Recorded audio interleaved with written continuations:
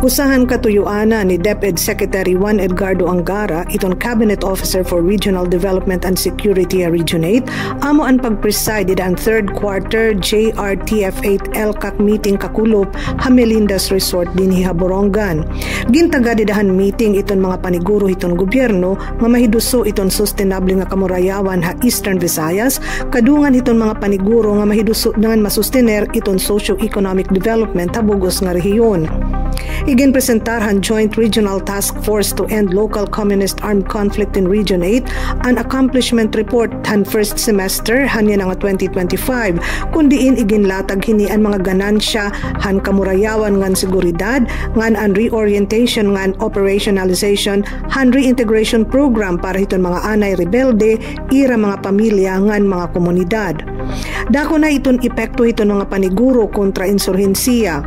Usa nga probinsya tulo nga syudad ngan 81 nga mga bungto dinhi ha Eastern Visayas inigin deklarar na ha ilarom hiton stable internal peace and security condition.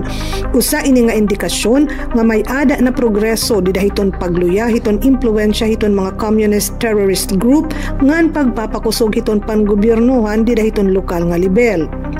Igin presentar naman han Office of the Presidential Assistant on Peace, Reconciliation and Unity o OPA-PRO in pipera nga mga butang didahiton National Action Plan for Unity, Peace and Development.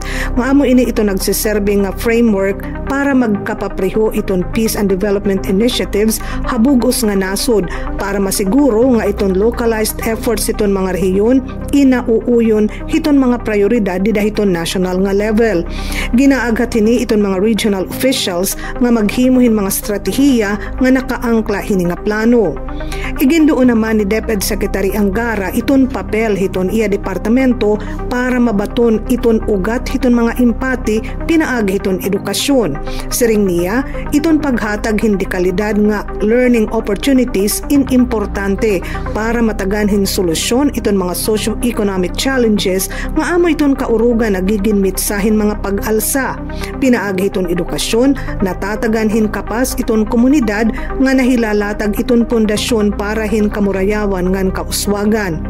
Nagkaurusa naman ang iba-iba nga mga ahensya nga magkamay-ada hin mas makusog nga interagency collaboration para masiguro nga iton kamurayawan, kauswagan ngan edukasyon iton magiging panguna nga mga harigi didahin paghimo hin mas marig-un nga mga komunidad habugos nga rehiyon 8.